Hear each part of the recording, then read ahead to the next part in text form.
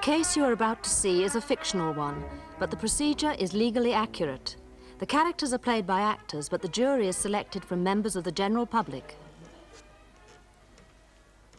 Are you Lady Tessina Leonora Edith Montague Smith?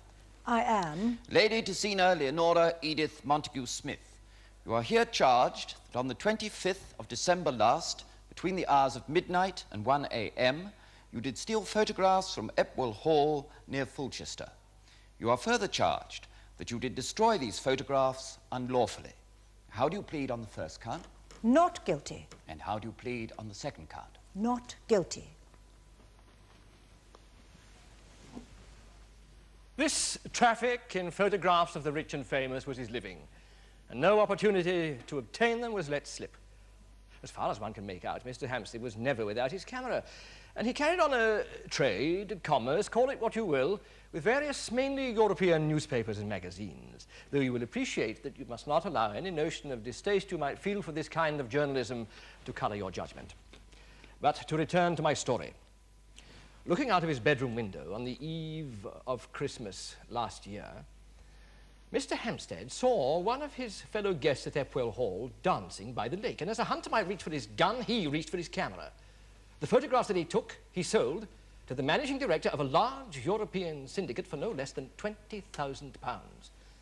A considerable sum of money you might feel to pay for a photograph, though the reason for that will be made clear in due course. However, those photographs were never to be published, for as we shall hope to show, the accused, Lady Tessina Montague Smith, when the other guests were at midnight mass, stole those photographs and burned them. You are Anthony Gavin Herbert Hampstead. Yeah, I am. And do you live at number 22 Cressy Road, Clapham Common, London, Southwest 11? Yeah, most of the time. And the rest of the time, do you live or stay at Epwell Hall, Epwell, near Fulchester? Yeah, I do. Which is it, Mr. Hampstead? Which? It's a large grey house on the way to Lower Dunter. And do you live there or stay there? Yeah, I do. Which do you? Oh, yeah, sure, yeah, sorry. Yeah, I stay there. I mean, I stay there quite a bit. But you have no tenancy? You pay no rent? No. I see. Yes, Mr. Fry. You are by profession a photographer, are you not? Yeah. Epwell Hall, Your Honour, is the residence of Lady Renata Bannerman, who will be giving evidence in due course. Good. Now, Mr. Hampstead, were you staying as a guest at Epwell Hall last Christmas? Yeah. On what day did you arrive? On the Wednesday before Christmas. Which was the 21st of December. Christmas Day last year, you may recall, Your Honour, fell on a Sunday. And now, Mr. Hampstead, when you arrived at Epwell Hall, were there any other guests there? Yeah, quite a few. And did more arrive during the next day or two? Oh, yeah, every day. There was really quite a crowd. What sort of people were they? Well, really nice, really good. Were they the sort of people you hoped to find there? Yeah. Your Honour, I confess I neither understand the questions nor the answers to them, nor where this line of questioning is leading. Well, I'm sorry that my learned friend should have difficulty in understanding me, Your Honour. I shall try to make my questions clearer. I am grateful. Mr. Hampstead, did you recognise any of the guests at Epwell Hall as well-known, what you might term public faces? Oh, yeah. From what walks of life? Mainly sort of the high society brigade, you know, like show business personalities, artists, that sort of thing. What do you mean by the high society brigade? Nothing. Just like, you know, society faces. I see. Yes, Mr. Fry. And the society faces, did you recognise them? Oh, yeah. Would you say that you have a good knowledge of well-known, indeed of many lesser-known faces? Yeah, you could say that, yeah. You've told us that you are a photographer. Do you photograph a lot of society faces? Yeah. Now then, is that one of your main occupations, one of the main strands of your livelihood? Yeah, I suppose you could say that, yeah. But I'm not saying that, I'm asking you. Yeah. Mr. Hampstead, might I ask a favour of you? I wonder if you'd be kind enough to try to answer yes when answering counsel's questions in the affirmative. Yeah, sure, yeah. There's not any evangelical concern on my part for the purity of language. That, I fear, is past redemption. It is simply that if you could use a word with which I'm familiar, it will make my note-taking much simpler. Yeah, yes, sorry. Thank you, Mr. Fry. Mr. Hampstead, Had you brought your camera with you on the visit of which we are speaking? Yeah. Was this with... Yes, sorry. What? I said yes, sorry. Ah, yes. Was this with the object of photographing some of the famous people who might be present at Epwell Hall for the Christmas celebrations? Yeah. Yes. Now, on the night of December the 23rd, what happened? Well, there was like a party, big dinner, dancing, the whole bit. Your Honour, we're now coming to the subject of these, or rather the photographs, and I would like to make a submission, if I may. Yes, Mr. Rochester. We're coming to the question of the identity of the person in the photographs. Now, we haven't got the photographs, whether they've been destroyed or hidden away somewhere, and apparently we're not going to see them. For this reason, it seems to me there is no merit in naming names. The prosecution will say it is one person, the defense another, and will bring a witness to corroborate this. The prosecution say that this was somebody who was a person of rank, of distinction. The defense will say it is a person of no rank, rather low rank with respect. And therefore, it seems there is no merit in causing unnecessary publicity and suffering to a prominent person. And I would accordingly submit that you might refer to the subject of the photographs pseudonymously. Mr. Fry? I've no objection, Your Honour, if you agree. Well, clearly, there's something to be said for naming this person. On the other hand, where we can spare a person's feelings, spare them unwanted public interest and intrusion, we should seek to do so. The names the witnesses allege may be written down and passed to the jury on a piece of paper.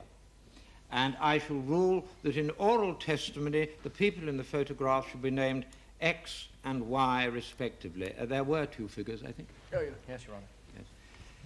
If, as time goes on, it becomes essential, the names will have to be revealed in open court.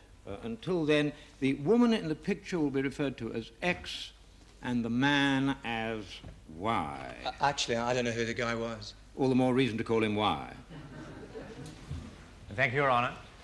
Now, we were talking about this party, Mr. Hampstead, on the eve of Christmas Eve. Yeah. In a moment, I shall ask you about some photographs that you took. But first, I want to establish whether you saw the person whom you photographed at this party. Yeah, I did. Now, would you write down the name of this person on a piece of paper? Have you got a pencil? No. And a pencil for the witness. Now, would you write down the name of this person on that piece of paper? Well, actually, I don't know her full name. Well, write down the name that you know her by. Oh, pencil's broken. Is there another pencil? And actually, it was already broken. It's all right. It's all right. All right. Here's a biro. You just press the little thing at the end. Oh, I see. Is that working all right, Mr. Hampstead? Yeah, yes, fine, thanks. Now, Mr. Hampstead, did you see this person at that party? Yeah. Are you absolutely certain of that? Yeah. You could not be mistaken. No, I know her face too well. Did you notice at what time she retired? It was very early. Well, what hour? Well, after dinner, I think she danced with a couple of guys and then she went off about 10:30, 11, I guess. And did the party continue? How long did the party continue? Oh, it went on quite a long time, well into the early hours of the next morning. And what time did you go to bed? About 2. It was just beginning to ease up. Very well. Now, I would like you to look at Exhibit 1. Exhibit 1, please. Which is a scale drawing of Epwell Hall, showing the front of the hall and the main drive. This is the front of the hall. Looking down, if my topography is correct, looking down over two banks, here and here. And then, after that, the lawns become meadows, and at the bottom, there is a lake, quite a large lake, a natural one, I believe. Very handsome, isn't it? But was your room at the front of the house, Mr. Hampstead? Yeah.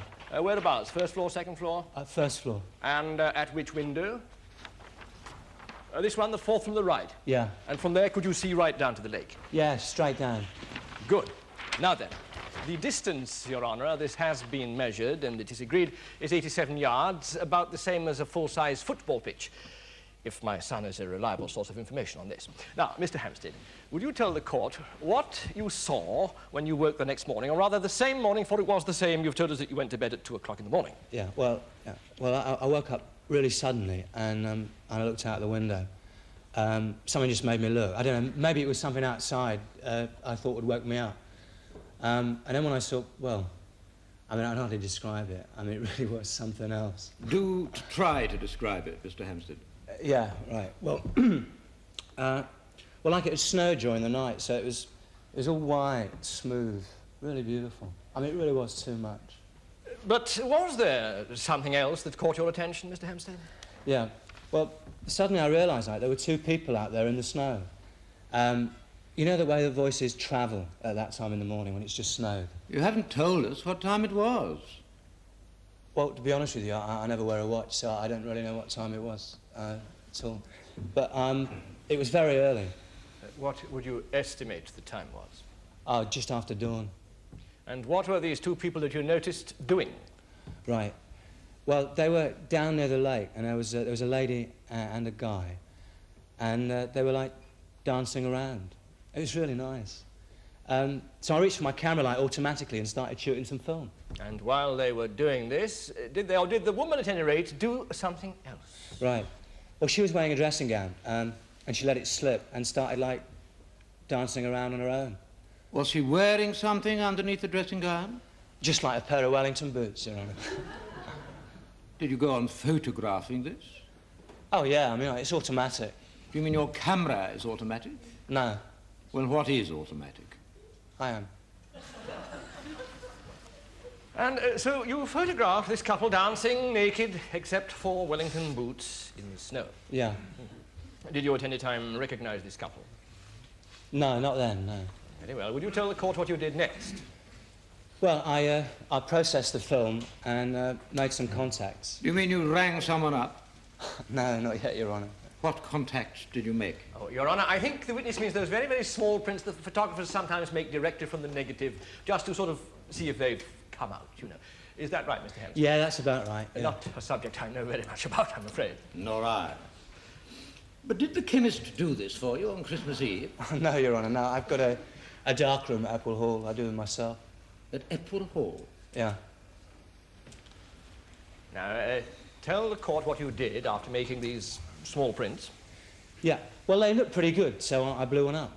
Would you explain what you mean by that? Yeah, I enlarged one, made a big photograph. And did you recognize the person who was in this photograph? Yeah, really freaked me out. Freaked you out? I think the witness means, Your Honour, that he was amazed by what he saw. Is that right, Mr. Hampstead, that you were amazed? Right, I mean, by who it was in the photograph. Freaked him out. Amazed.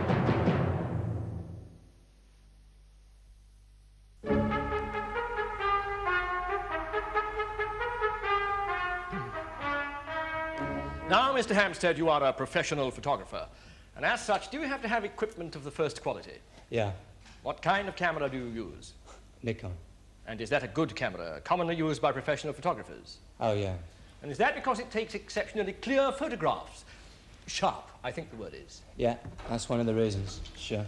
And do you have a telescopic telephoto lens that attaches to this camera? Yeah. Now, would you tell the court what the effect of this is, in clear and simple language, please? Yeah. Well, like, it enlarges something that's a long way away, so you get, like, a close-up of a distant object. Admirably clear, Mr. Hampstead. Thank you. And did you have this attachment on the camera that morning? Yeah, I always keep one on the camera that I have on the window in the bedroom. Do you mean you have a special camera that you keep on the bedroom windowsill? Only at Apple Hall, Your Honour. Oh. The aristocracy don't come and dance under your window in Clapham.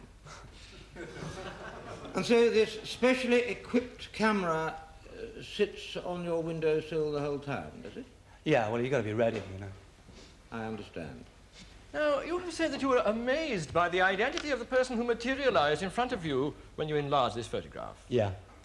And this person, whom we are to refer to as X, did you recognize this person? Yeah. Was she generally known?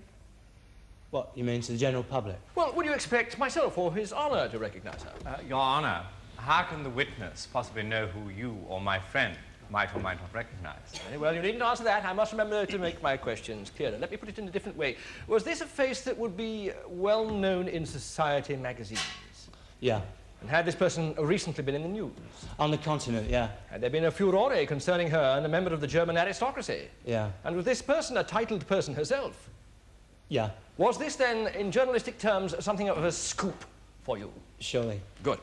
Now, would you tell the court what you did when you realised who it was that you'd photographed in this way? Well, to be honest with you, I thought it was pretty terrible, you know. But, I mean... So anyway, I rang up this guy. He's a businessman who I deal with when I get this sort of thing, and I told him about it. Do you frequently take this kind of photograph?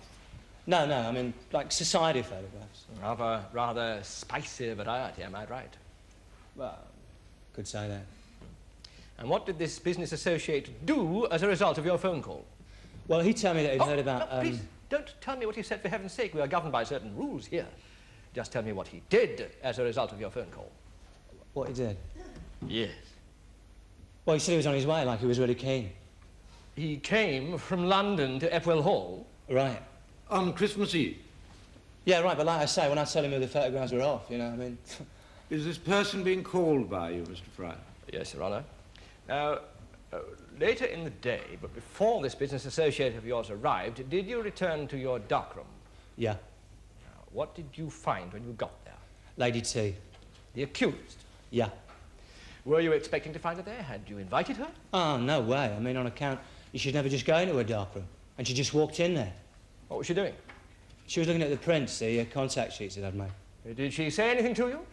Yeah, she offered me £500. And what did you reply? I just laughed. I said, no way, not for 5,000. How did she react to that? Oh, she freaked out. You mean that she was amazed? No, she got really wild. But surely, when you used that expression before, am I not right? Oh, you are, Your Honour, but it is a flexible vocabulary, you know. And I think in this case, the witness means that the accused was very angry. Am I right? Yeah, that's about right, yeah. Did she tell you why she wanted the photographs? Yeah, well, she said that Lady Lands... sorry, yeah. Yeah, she said she was a friend of X, and said she wanted to protect her, and, well, I was really sympathetic, you know. Of course. And before she left the room, did she say anything to you? She said, I'll get them, don't you worry, and then she left. Very well. Now, the next part of my story, Your Honour, is not disputed, and so, if my learned friend has no objection, I shall lead the witness. I think I know the part of the testimony to which my learned friend refers, and if I'm correct, I have no objection to him leading. I'm grateful to my friend. Now, later that afternoon, your business associate, Mr. Peter Hauptman, Managing Director of European News Services, arrived at Epwell Hall, and after he'd examined the photographs and some other prints that you'd made, he agreed to pay you £20,000 for them, did he not? Yeah. And he gave you £1,000 in cash, and a cheque for £19,000 which you cashed, and which is item 2 in the agreed bundle of documents, which is exhibit 2, Your Honour. Now, that means that at the time of the theft of these photographs, they were his property, were they not? Yeah. Now, what did Mr. Hauptman do when you gave him these photographs? He put them in his briefcase and took them to his room. Did you give him everything to do with this? I mean, the prints, the negatives, the films, everything. Yeah. And do you know what he did with them when he took them to his room? Well, I warned him that Lady T was after them, so I told him to hide them. I think he put them under his mattress. Now then, late that night, did you and Mr. Hauptman go with the other guests at Epwell Hall to midnight mass? Yeah. Do you always go to Mass, Mr. Hampstead? Oh, yeah, Christmas. 'Cause I mean, it's really nice, you know. It's a little village church, and there's hymns and everything. I mean, you don't have to be heavily into religion, you know. I see. Yes, Mr. Fry. How do you get to mass? Right. Well, Lady Tazina offered us a lift in her car. I mean, like, it was really, really casual, so we just didn't know, you know. Yes, well, we'll come to that. Now, what happened when you got to the church? Where did the accused sit? Right, well, she sat a couple of rows back on the end of a row. And did you notice something during the service? Right. After leaders, Heavenly Father leaders, I glanced around and she'd gone, and I just knew. And so I told Peter, and we got out of the church as quick as possible. But when we got outside, she'd gone back and taken the car, so we had to run back to the hall. Oh. Now, the distance from the church to Epwell Hall, as I understand it, is a little over 3 miles. So how long do you estimate that it took you to get there? About 20 minutes. And did you go straight to your darkroom? Right. And what did you find when you got there? Well, as I approached it, by the panel stairs. Oh, excuse me, I must interrupt you there. Could he be shown Exhibit 3, please? Now, this is a plan of the top floor of Epwell Hall, and you will see that there are no less than 7 staircases to this top floor, provided in more tolerant times for visiting priests who have said Mass there to escape by should the hall be surprised. This is very interesting, Your Honour. One of these staircases goes straight through to the rear of the house by a concealed door. Another one goes up into the roof. And each of these panel staircases has a riser which is 1 inch higher than its predecessor, which has the effect of tripping somebody who is coming up the stairs, but allowing someone to descend in complete safety. None of which is particularly relevant, Your Honour, but I don't see how anybody could fail to be interested by it. Now then, the old chapel is your studio, and next to it is your darkroom, and this is the staircase up which you came, is that right? Yeah. So what happened then? I tripped over the top step. Really? You didn't say that in your first statement to the police? No, I'd forgotten. That's most remarkable, but do keep going.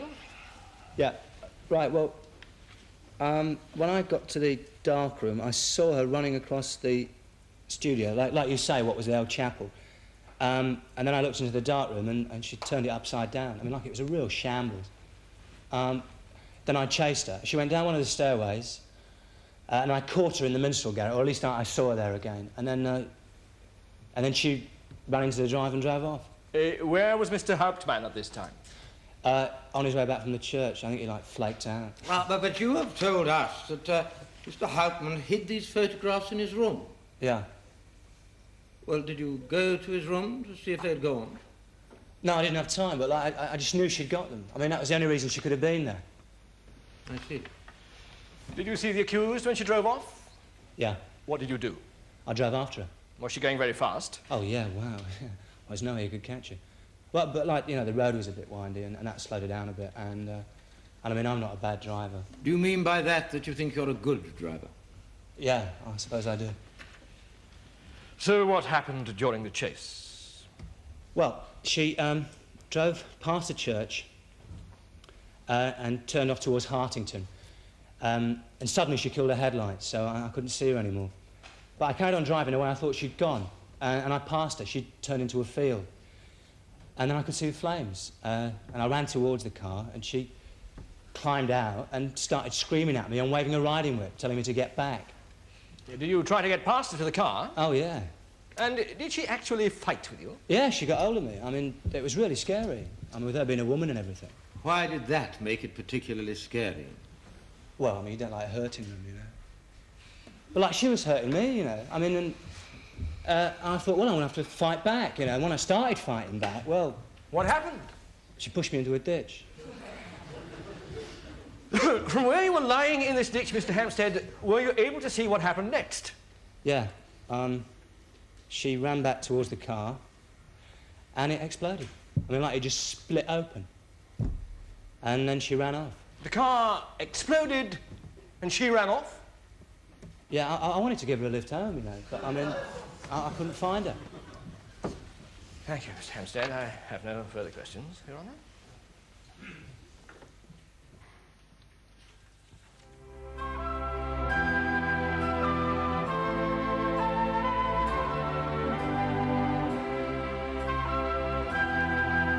The case of the Queen against Lady Tezina Montague Smith continues tomorrow in the Crown Court.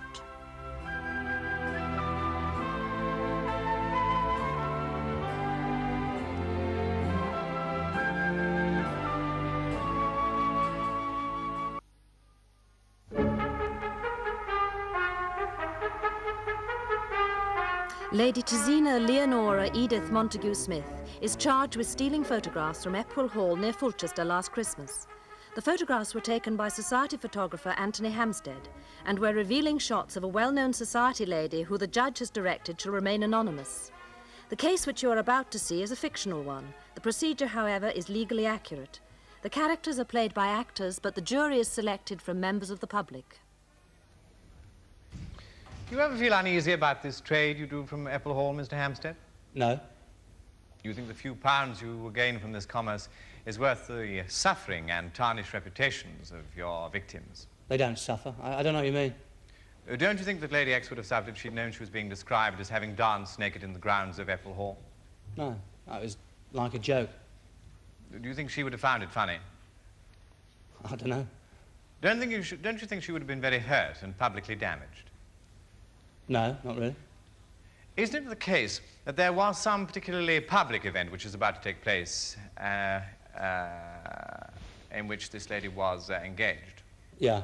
And weren't you told to get photographs in order to damage her name in the German press? I don't know what they were for. I was just doing a job. And like any hired assassin, you didn't concern yourself with the rights and wrongs of the case. Am I right? Is he allowed to say all this? Answer the question, please, Mr. Hampstead. You went to Epple Hall as the guest of Lady Renata Bannerman and used her hospitality to take pornographic photographs of her friends. Do you expect this court to congratulate you? No, it's not like that.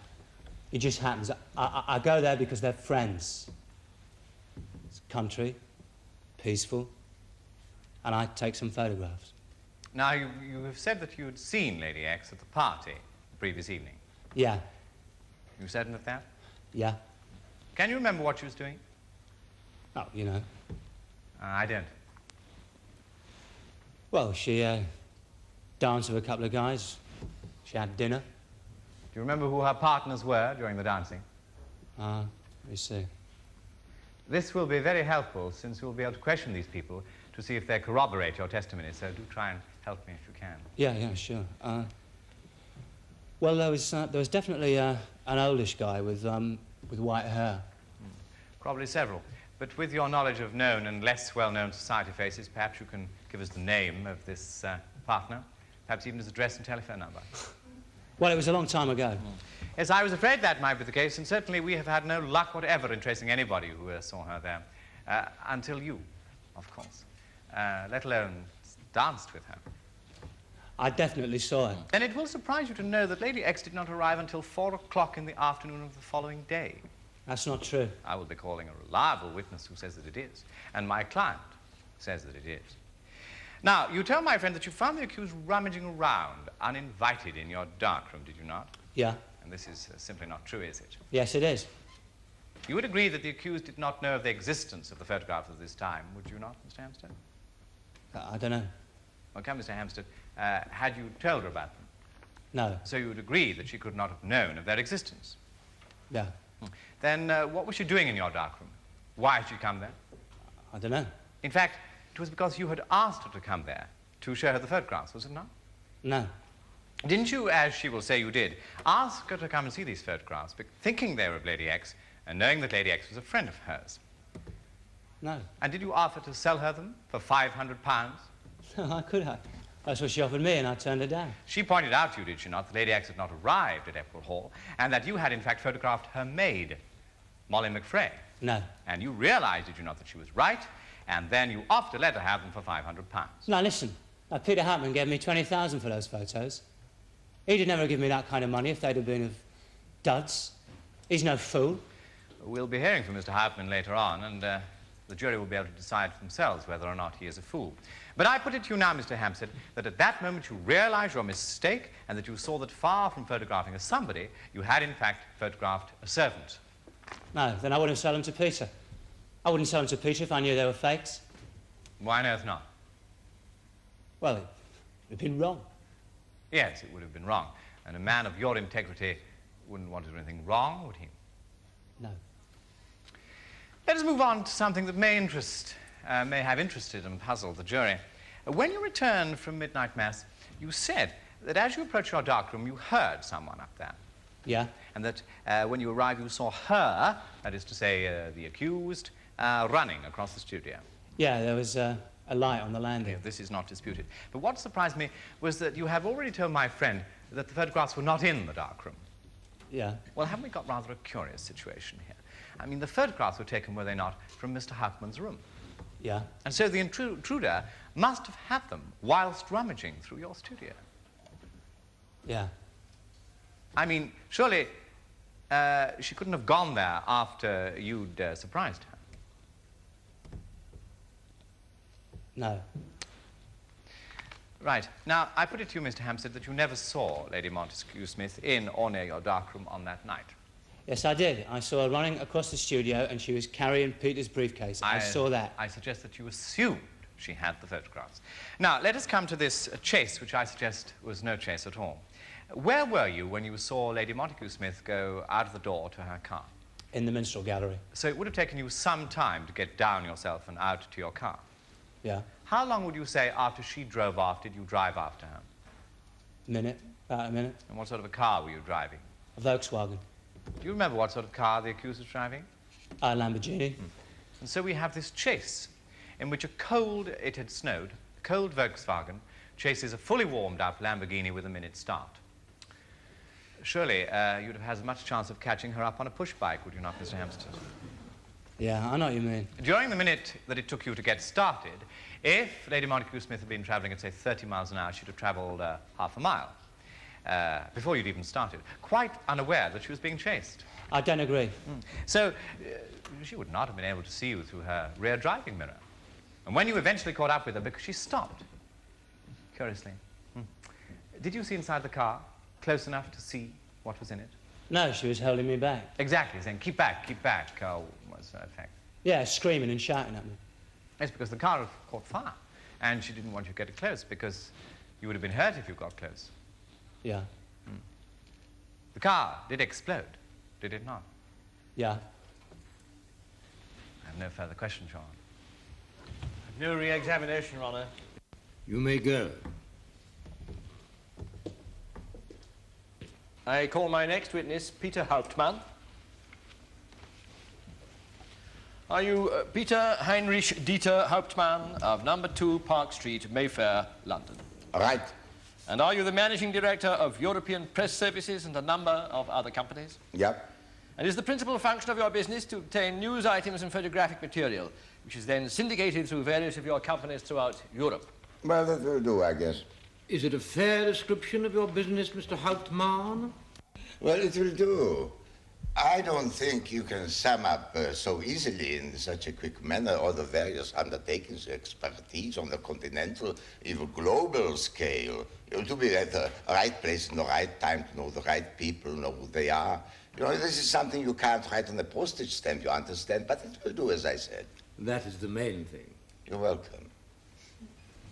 So? As a result of this, do you have business relationships with a number of photographers? Very friendly relationship, not only business, yeah. Is one of these photographers known to you as Tony Hampstead? Tony, yeah? Did Tony Hampstead telephone you on December the 24th last year? Yeah. And what were you doing at the time? I was just going out of the door to catch the last Christmas flight to Stuttgart. And as a result of this telephone call, did you change your plans? Oh, yes, when Tony said that it got some photographs for me. Your Honor, I don't think the witness is aware of your ruling regarding the putative identity of the subject of these photographs. I'm obliged to you, Mr. Rochland. Mr. Hauptmann, I have ruled that the name of the person you believe was the subject of the photograph Mr. Fry is to speak to you about is not to be mentioned, but is to be referred to simply as X. Oh, I'm very disappointed. I'm very angry. This is a very famous person. How else would you explain that I didn't go back to Germany for Christmas? Perhaps the jury will understand that the fact that you didn't go back to Germany for Christmas explains the importance of the person in the photograph. Well, what about... I don't care about the jury. What about my wife and the little ones? For 6 Christmas from the trot I have been back at home. I'm sure they will think the same as the jury. They better. Now, Mr. Hauptman, when you reached Epwell Hall, did Mr. Hampstead show you these photographs? Yeah.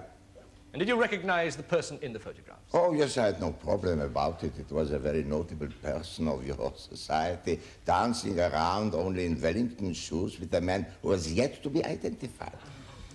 And did you immediately agree to buy these photographs from Mr. Hampstead? Oh, yes, I had to have them. With the snow and everything, they were beautiful. They were a very lovely Christmas card or calendar, and the syndication rights would have been colossal. This lady was to marry Prince Archibald von Achenheim. It was most unpopular engagement. The whole of Germany would have been up in arms.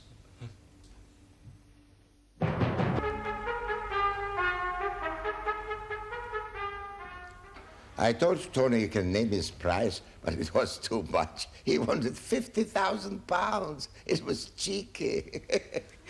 Well, luckily enough, Tony is a guy who can always need money, ready cash, in pound notes. And did you have pound notes with you? I had £1,000 for him, so I gave it to him, and he immediately agreed to let me have the whole lot for £20,000. For Tony was a gem, for money for me was a bargain.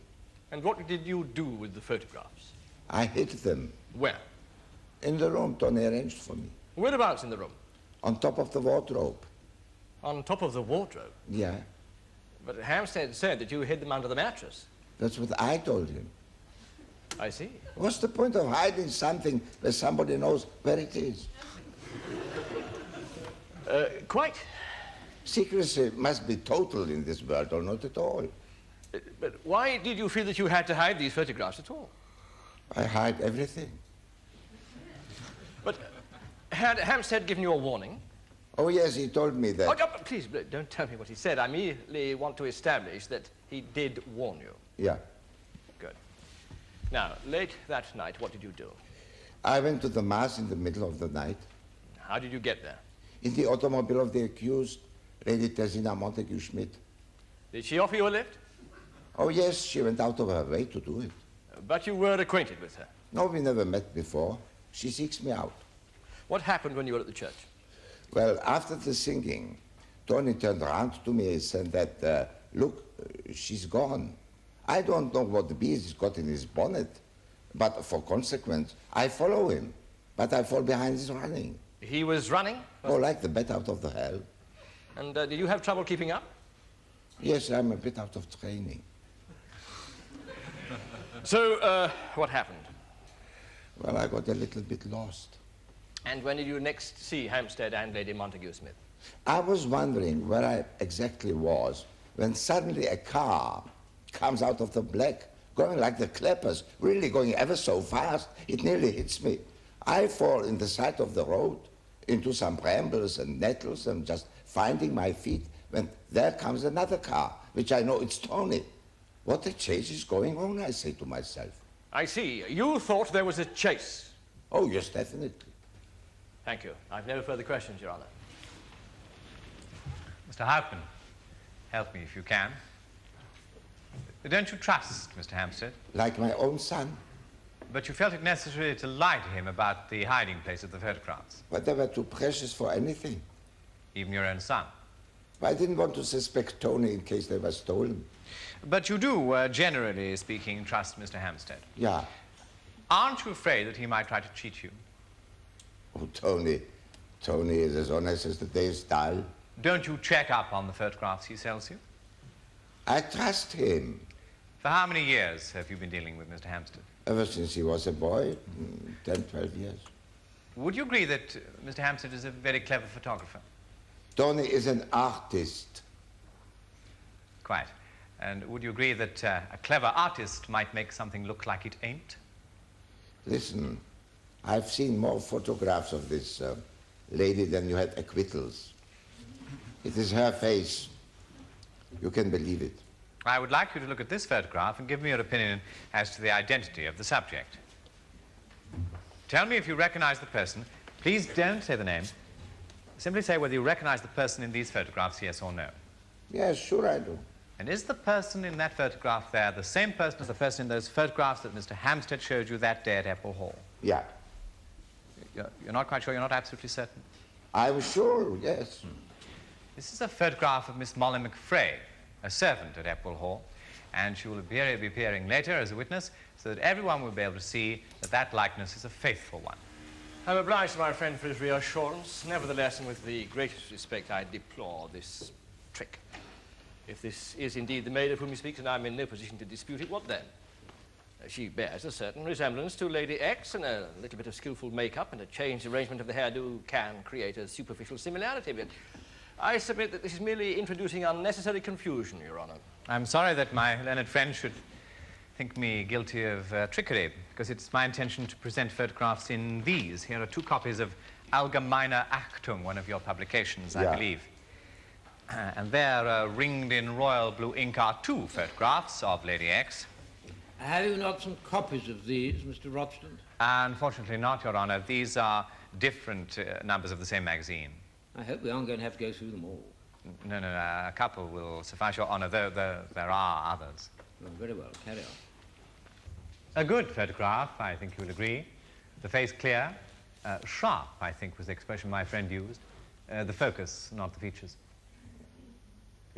Give them back to the usher when you've seen them. And like the first photograph, but clearly not the same person. Well, it's hard to say they're very much alike. My German is somewhat rusty, but if I understand the caption, Lady Lan X is on the arm of the Duke of Birmingham. Yes, Your Honor, it puzzled me, I must confess. Is there a Duchy of Birmingham, Mr. Hauptman? There certainly is. Has the Queen created a new duchy? I certainly haven't heard if she has, Your Honor. Let the jury see them. I would like these items, the photograph of Miss McFrey and the two magazines, to be listed as exhibits, Your Honor. They are clearly relevant to the identity of the subject of the missing photographs and of paramount importance in the question of motive. I agree. They will be entered. The photograph will be Exhibit 4 and the periodicals Exhibit 5. I am obliged, Your Honor. And so, what do you say, Mr. Hauptman? These are clearly two different photographs, are they not? You can't tell. They're very much alike. The accused, who after all knows them both well, will say they are not. Isn't it a fact, Mr. Hauptman, that you've been duped by Mr. Hampstead into spending £20,000 on worthless goods? You must be crazy mad to say such a thing. It's impossible, no. No further questions, Your Honor. This is all wrong. I've no re-examination, Your Honor. You may go, Mr. Hauptman. I have been building a worldwide press service to be tricked by a tuppenny halfpenny photographer from Belham. Clapham, please go and sit down. That is the case with the prosecution, Your Honor.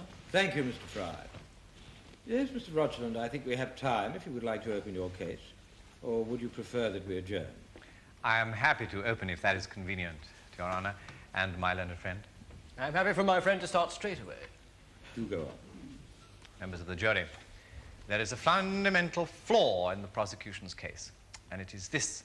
These photographs, about which you've heard so much, were not of an old and dear friend of the accused, but of a maid at Epwell Hall, with whom the accused had no special relationship, and therefore no motive for stealing the photographs, still less for going to the lengths described to destroy them.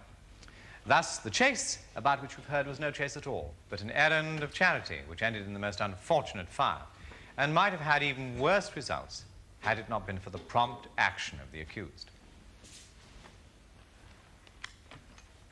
Are you Lady Tazina Leonora Montague Smith?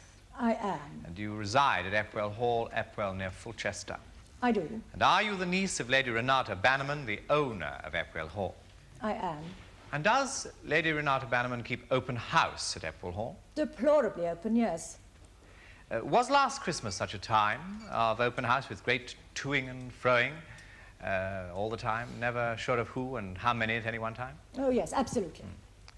Very well. Now, on the afternoon of December the 24th, that is Christmas Eve, did Mr. Anthony Hampstead, whom we have heard give evidence, ask you to come and look at something? Yes, he did. Could you tell the court about that, please? Yes, certainly. Well, I was in the library waiting for Molly to bring my tea, and Hampstead came in and said he wanted me to come and look at some photograph he'd taken. I told him to let me have my tea in peace, and then I'd come. And when you were ready, did you go and see them? Oh, indeed. I went to this confounded little darkroom he's had the impertinence to make out of the old sacristy, and he showed me these wretched photographs. Well, I don't know why we're talking about photographs. There was only one. Quite so. And where was this photograph? Where? Wasn't it in a tray of water? Oh, yes, water, I think he said. Yes. Doesn't that make it rather difficult to see? Yes, at first it did. When you first looked at the photograph, of whom did you think it was? At the very first? Yes. Well, I thought it was Lady... Please, don't say the name. I thought it was Lady X. You've written her name on a piece of paper. Would you hand it to the jury, please? And so you would concede that it did have that initial impact, that you thought it was Lady X. Oh, yes. What did you do then? Well, I looked at it. I could see there was something wrong. Not just the appearance, though that wasn't quite right. But, well, then I said, wait a minute, she isn't here. She hasn't arrived. I'd be told the moment she did arrive. But she didn't arrive, not until just after I'd had this conversation with Mr. Hampstead. And how did Mr. Hampstead react to this? Oh, he was very angry. He stamped his little foot. And did you then look at the photograph more carefully? Oh, yes. You see, I wanted to see who on earth it was. The similarity was quite striking, you know. But then I realized. And I said, well, you silly boy, it's Molly. She did go to health and beauty classes when they had that brief renaissance, poor girl. But it wasn't until that moment I realized there is a striking resemblance between Molly and Clarissa. Oh, sorry, X. And so what did you do then? Nothing. Did you offer to buy the photographs from him? Good Lord, no, what for? Did you want to protect Molly? What from? Precisely. Besides, it all looked rather fun to me. And at the end of the interview, were you aware that Mr. Hampstead intended to sell these photographs elsewhere? Oh, no, I wouldn't have thought there was a market for them. Now, that evening we have heard that you went to midnight mass, is that correct? Yes. And did you give Mr. Hampstead and her friend, who we know is Mr. Hauptman, a lift? Yes. Was this, as it has been suggested by the prosecution, to prevent Mr. Hampstead from going in his own car? No, simply common courtesy. And did you, as we have heard, leave the service before the end? Yes. Why was that? Well, during the tedium, I remembered that I'd forgotten to bring the presents for the estate children with me. Normally, we distribute these amongst our tenants at the end of the midnight service so that the children can have them in the morning. It's an old custom at Epworth. Excuse me for a moment. Your Honour, I've just been given information of the utmost importance. I've received word that the person who is claimed by the prosecution is the subject of these photographs has been located and has offered to testify. Clearly, there's no longer to conceal the identity of the person, who is, of course, Lady Landown of Breedon. This will have far-reaching ramifications for both sides, so I would request, Your Honour, if we can adjourn a little so that I can take further instruction. Certainly, Mr. Rosalind. That is a perfectly reasonable request.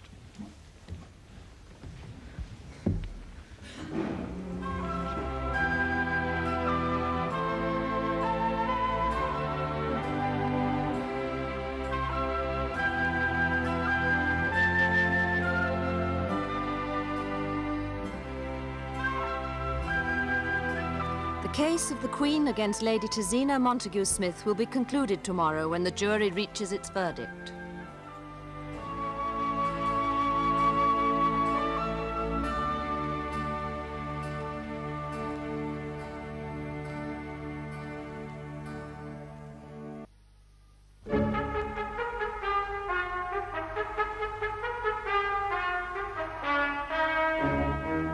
Lady Tezina Leonora Edith Montague Smith is charged with stealing photographs, the property of Peter Hauptman's European Press Service.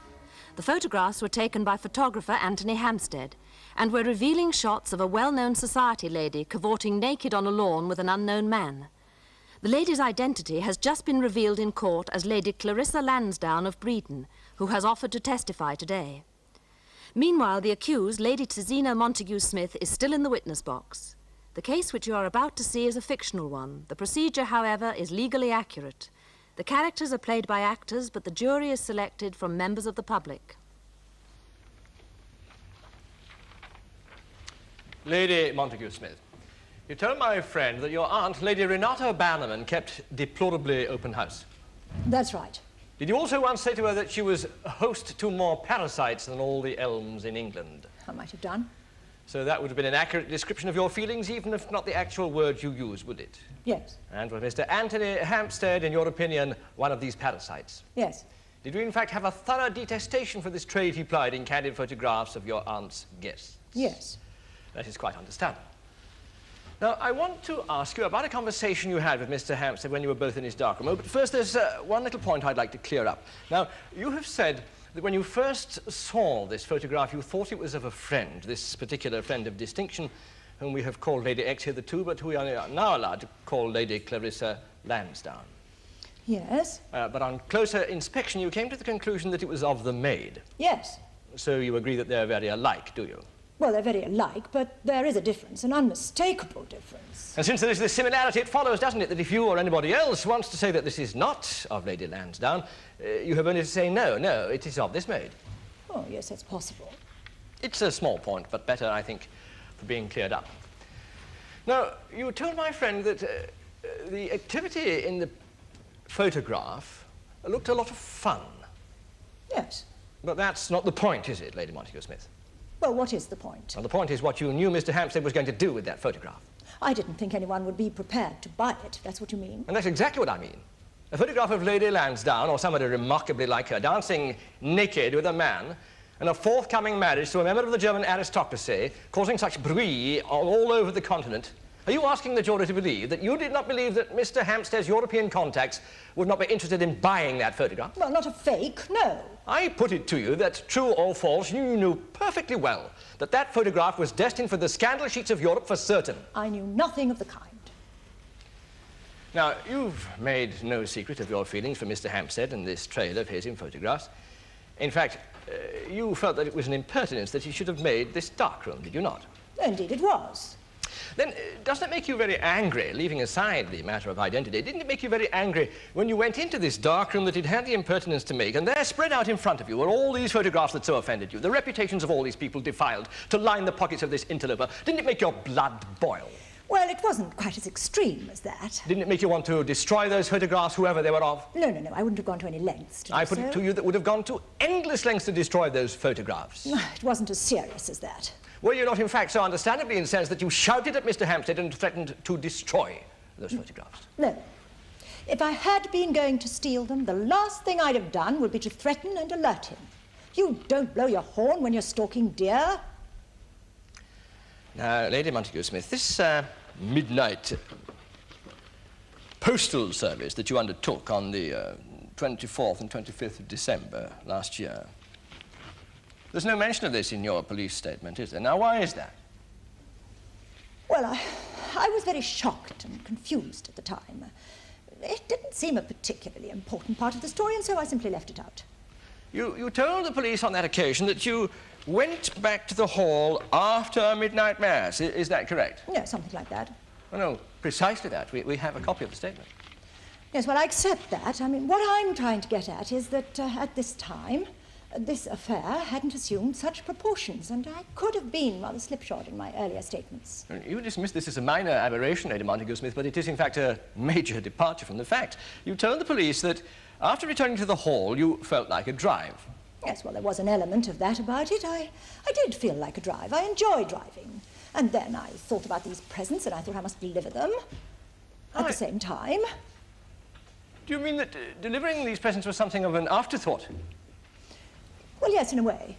But this afterthought caused you to leave the church early? Yes, it did play on my mind, rather. Well, you understand my confusion, Lady Montague Smith. At one time, this is an afterthought. In the police statement, you were back at the hall, decided to go for a drive, and as an afterthought, decide to take these presents to these children.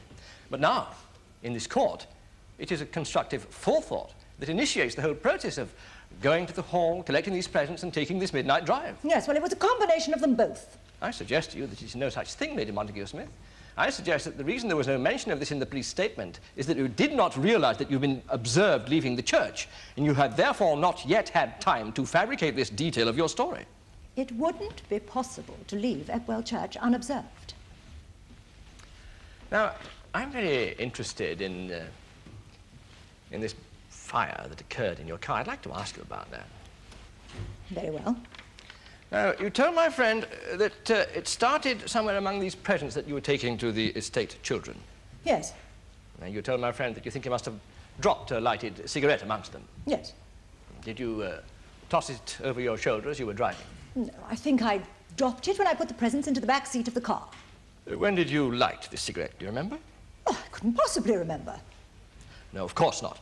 Were these presents for the estate children highly inflammable? Not especially, no. Not the sort of thing that was likely to go up in a trice at any moment? No. You see, Lady Montague Smith, you've given my friend this admirably graphic description of yourself driving along, when suddenly, on the back seat of this car, there is a raging, uncontrollable inferno. Well, no, it wasn't quite like that. I mean, I was concentrating on the road, and I simply didn't notice until it was too late. I'm concentrating on talking to you, but do you suppose that if my junior's papers were to ignite suddenly, I wouldn't even notice? Well, somebody would be bound to notice. Is it too much to hope that I get in a few swipes with the daily paper before we had to evacuate the courtroom? Your Honour, I must object. This is all far too hypothetical to be of any assistance. I agree. Do let's stick to the matter in hand, Mr. Fry. With pleasure, Your Honour. Lady Montague Smith, in this very fast car of yours, how long do you think it took you to cover the 3 or 4 miles you travelled before you noticed this fire? Oh, I don't know, about 5 or 6 minutes. 5 or 6 minutes. It does seem an extraordinarily short time, doesn't it, for such a fire to take hold? Starting from a smouldering cigarette end. The paper caught fire. I suppose you hadn't accidentally dropped some inflammable liquid over these presents. You know, as one does over the Christmas pudding. No. But wasn't there a great deal of smoke? Didn't the atmosphere become terribly dense and stifling? I was concentrating on the road. So you say, Lady Montague Smith. But I must say I find it very hard to believe that anybody could drive along in their car with a bonfire on the back seat and not notice. I suggest to you, Lady Montague Smith, that this fire was no accident, but that you started it deliberately, and that it was fuelled, not by the Christmas presents, but by the contents of Mr. Hauptman's briefcase. No, it was not. Were you at any time anxious to extinguish this fire? This is something that seems to be missing. Well, yes, I've said. I struck at it with my riding crop.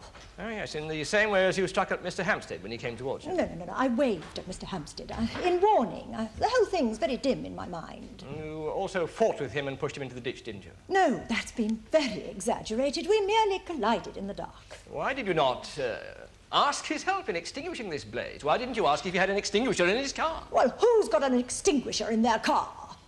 I do. So do I. Don't all sensible people have some fire-fighting device always on hand when driving? It would seem not, Your Honour. I put it to you, Lady Montague Smith, that the reason that you did not ask for help in extinguishing this blaze is that you wanted all the evidence destroyed, and you were afraid that if Hampstead got near to your blazing vehicle, he might be in time to save something. I feared that if Hampstead got near to my blazing vehicle, he'd be burnt, which indeed he would have been. I have no further questions. No re-examination, Your Honour.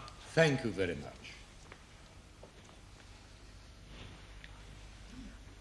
Are you Molly McFrey of Epwell Hall, Epwell, where you're employed in domestic service? I am. Have you been so employed for some years? All my life, yes. Are you employed there by Lady Renata Bannerman? Yes. Is it therefore the case that you are not employed by Lady Montague Smith? Your Honour? I quite agree. Please rephrase the question in a proper way, Mr. Rochely. Very well, Your Honour. Does the fact that you are employed by Lady Renata Bannerman mean that you are not employed by Lady Montague Smith? Sorry, I don't understand. Do ask the question in a normal way, Mr. Rochland. Are you employed by Lady Montague Smith? Yes. So you are the servant of 2 mistresses. What do you want me to say? The truth, Miss McFrey. The truth. Cast your mind back, Miss McFrey, to Christmas Eve of last year. Yes. Day before Christmas. Yes. Where were you early in the morning? Down by the lake. The lake at Epwell Hall, somewhere in front of the house. Yes. What were you wearing? A dressing gown. Anything else? Wellington boots. And did you at any time take any of this clothing off? The dressing gown. I kept the boots on. What did you do? Danced. Was this just for your own amusement, unaware that you were being observed? Yes. Wasn't it very cold? No. Very well. Now, that afternoon, did somebody arrive who you had to take to their room? Lady Lansdowne arrived, yes. And at what time was this? Oh, I'd just taken my lady's tea to her in the library, so it would have been about 4:30. Does this mean that Lady Lansdowne was not at the hall that morning or the previous day? No, she wasn't. And so she wasn't at the party the previous evening? No. I have no further questions, Your Honour. Miss McFrey? Molly? Are you very devoted to Lady Montague Smith? Yes, sir. When she comes to Epwell Hall, do you act as her personal maid? Yes, sir. Now, we've heard that there was a party that went on into the small hours on the night before Christmas Eve. Yes, sir.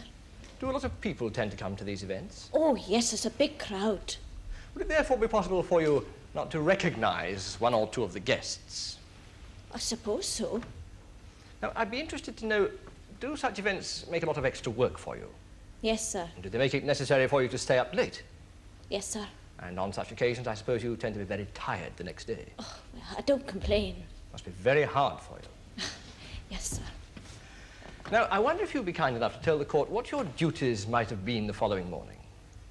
Well, I'd get up about 5:30 to serve tea to the guests that were going shooting before breakfast. Would Lady Montague Smith have been one of these? Oh, yes. Now, after organising the tea, I'd go and help my lady get ready. Then I'd get tea for the other guests, and then I'd get the breakfast started. Back to Lady Renata's room to get her up, then back to give the late risers her breakfast before the shooting party returned. Back to Lady Renata's room with her egg and soldiers, then back to get the latecomers out of the bed into the dining room before the shooting party got back. Then when everything was going well, I'd get the bed started with Jenny. Very well, thank you. And at some point in this crowded schedule, you had the urge to go and pirouette naked in the snow by the lake. When would that have been? Instead of helping Jenny with the beds, I told her to start and I went down to the lake. Did you tell her where you were off to? No, sir. You mean you just dropped your side of the sheet and walked out? No, I told her to start. I said I'd join her. I said I had something urgent to do for my lady. I put it to you, Miss McFrey, that you did no such thing. I did. I put it to you that you are far too correct a person to do anything so absurd as has been described. I did. I put it to you that you are a very loyal and devoted servant to Lady Montague Smith, and that everything that you've said about your involvement with this photograph has been a pack of lies designed to protect her. No, sir, you're wrong. It was me. I have no further questions, Your Honor. I have no re-examination, Your Honor. You may go and sit down. Before calling Lady Lansdowne, I would like to put some further questions to Mr. Hampstead. Just another photograph, if my friend has no objection. I've no objection, Your Honor. My friend has mentioned this to me. Very well.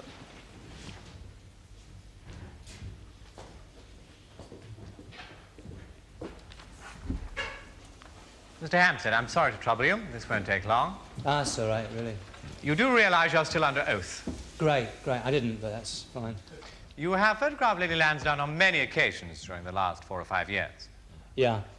Research done by my instructing solicitors say that these photographs were always taken for German magazines. Is that correct? Yeah, I suppose it is. Is there any particular reason why you have never photographed Lady Lansdowne for the British press? Not really, no. Now, here's one of the photographs, the clearer photographs, we've managed to unearth from the German magazine Hochquatsch. Is that one of yours? A good photograph, full face, the focus sharp, an aristocratic, unmarked face. And was that the face that looked up at you and the accused from the photograph when she came into your darkroom on the day in question? Yeah. Could this be listed as Exhibit 6? I have no further questions, Your Honor. Very well. Thank you. I call Lady Clarissa Lansdowne.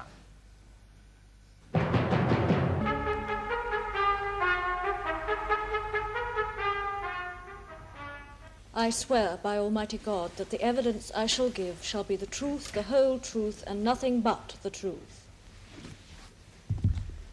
Are you Lady Clarissa Amanda Naomi Lansdowne of the Gatehouse, Elmley Castle, near Evesham, Worcestershire?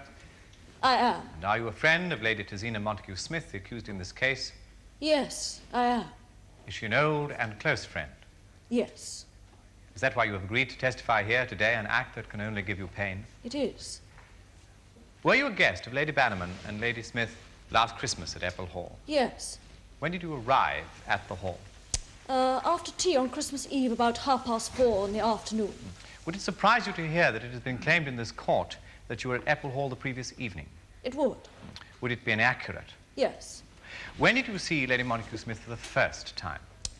One of the servants took me to my room. I was very tired. I didn't see Lady Montague Smith until the early evening. Did you, between your arrival at the hall and when you spoke to Lady Montague Smith for the first time, did you do anything? Did you go for a walk down by the lake or anything? No. I would like the witness, Mary McFrey, to stand up where she is, please, where the jury can see her. Can you all see Miss McFrey? I would be grateful if you would lift the veil from your face.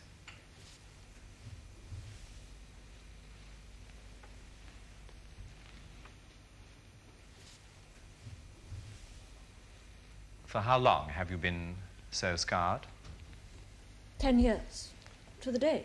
And has this sad disfigurement caused you to withdraw from public life during the last decade? It has. Has any picture of you appeared in the press during that time? None that I'm aware of. Have you been photographed since that day? No. I would like you to look at Exhibit 5 and 6.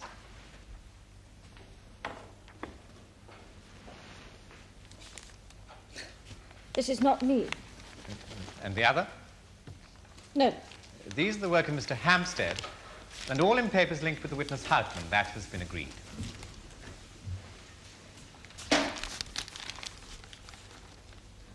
Lady Landown with the Earl of Fulchester and Prince John of Cumbria, June 1974.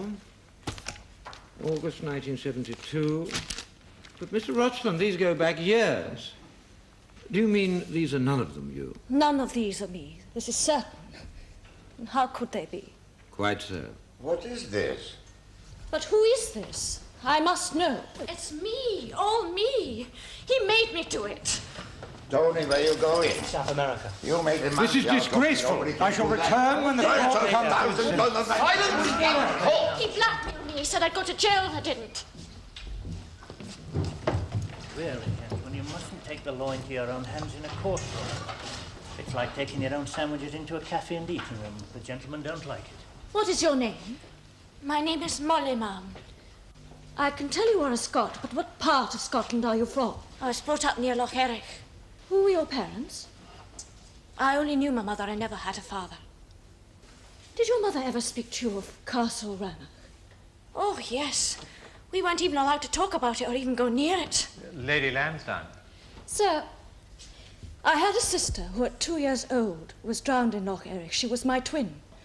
But her body was never found, and my mother, even today, has a feeling that the child will one day be found, that she's still alive. This is surely a comfort. Yes. No more. Yes, of course. So it seems. But...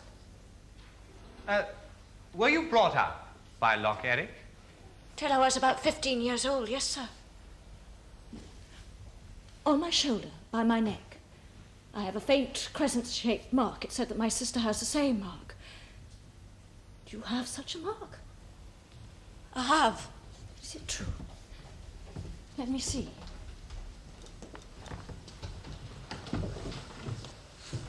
She is so marked. Then I must call you sister.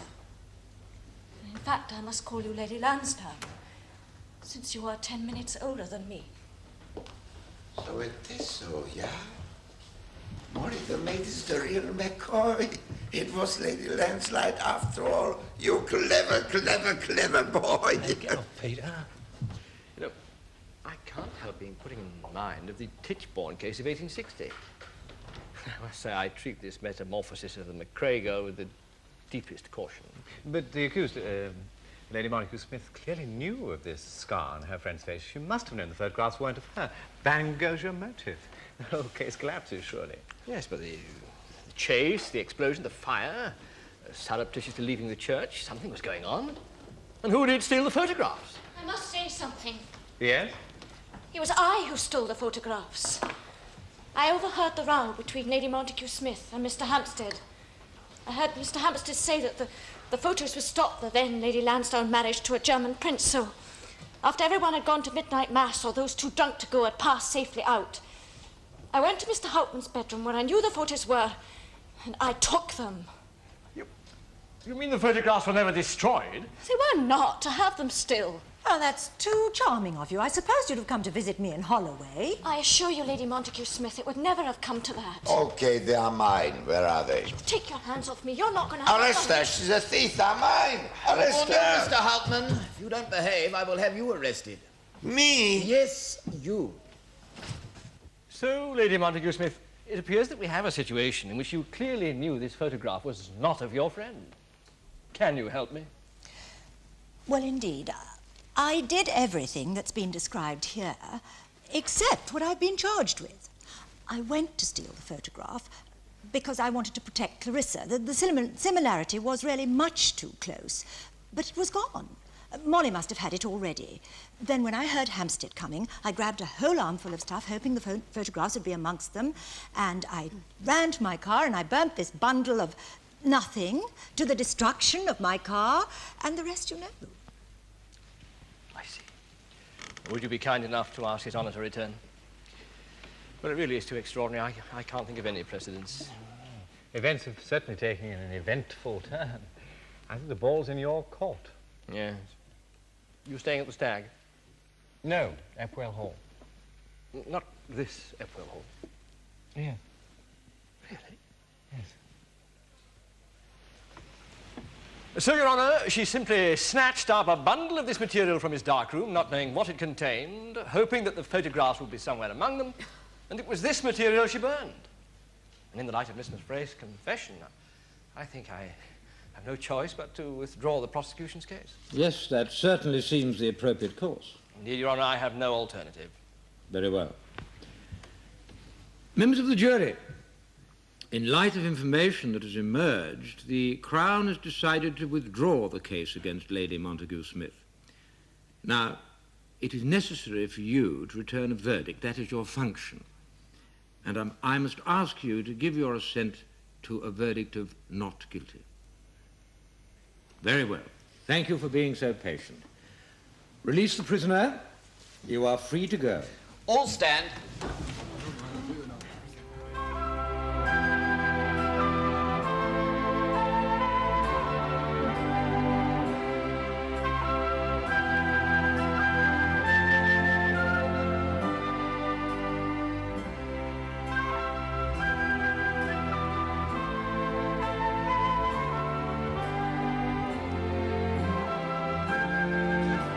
A chance for you to join another jury in assessing the facts when our cameras return to watch another case in the Crown Court.